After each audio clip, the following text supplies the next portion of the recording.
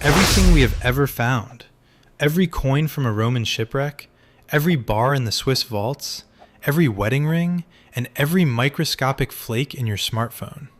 If you took all the gold mined in human history and melted it into one single cube, it would look like this. It's only 21 meters tall. It could fit inside a medium-sized office building. And yet, for this small pile of yellow metal, we have toppled empires, sailed across unknown oceans, and rewritten the laws of physics. But why?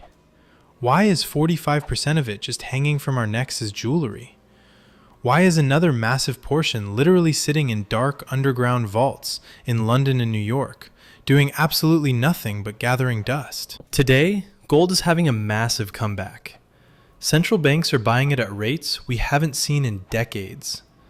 Is it because the world is ending? Or is it because gold never actually left the throne? Welcome to the story of the most successful belief system in human history. To understand gold's value, you have to understand its birth. Gold wasn't made on Earth. It was forged in the most violent event in the universe, the collision of neutron stars. This cosmic debris rained down on Earth billions of years ago during its formation. Chemically, it is noble. It doesn't react with oxygen. It doesn't rust. It doesn't tarnish. But its color? That's where physics gets weird. According to Einstein's theory of relativity, the electrons in gold move so fast, about 50% the speed of light, that they absorb blue light and reflect that iconic, warm yellow glow. You aren't just looking at metal. You're looking at relativistic physics in the palm of your hand. Because it is indestructible, the gold you buy today might contain atoms that were once part of a pharaoh's crown 3,000 years ago.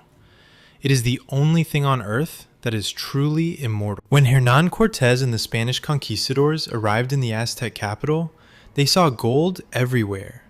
But there was a massive cultural misunderstanding.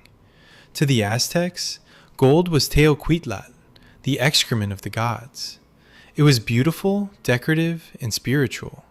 But to the Spanish, it was a global currency. The Spanish didn't care about the art.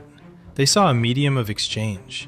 They melted down thousands of years of culture into uniform bars of value.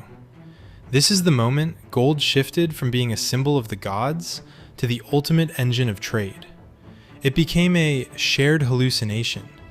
We all agreed this soft yellow metal was worth a life of labor, and so it was. Gold is heavy. Carrying it to buy a house or a ship was a nightmare. So we invented the gold standard. Every dollar, every pound, every franc was just a receipt. You could walk into a bank, hand them a $20 bill, and they were legally required to give you 1 ounce of gold. But during the Great Depression, the system broke. In 1933, President Roosevelt issued Executive Order 6102. He made it a crime for Americans to own gold. The government confiscated it to devalue the dollar and save the economy. It was the first time the tether between real gold and paper money began to fray. Then came 1971, the Nixon Shock. The US officially stopped exchanging dollars for gold for foreign governments. For the first time in 5,000 years, the world's money was backed by nothing but trust. We call this fiat money. So why are central banks in 2026 buying gold at record highs? Because trust is fading. When inflation eats your savings, and when geopolitical sanctions can freeze your bank accounts in a second, gold is the only asset that has no on-off switch. It's the ultimate insurance policy against a failing system. We now hear about digital gold, Bitcoin. It shares gold scarcity, but lacks its 5,000-year track record. And then there's the future, space mining. NASA's Psyche mission is currently investigating an asteroid that might contain enough gold to crash every market on Earth. If gold becomes common, does it lose its magic? In the end, gold is a paradox. It's a metal that is too soft to build a bridge and too heavy to be a practical currency. But as long as humans fear the future, as long as we doubt the stability of our governments, we will return to the shiny rock from the stars. It isn't just an investment.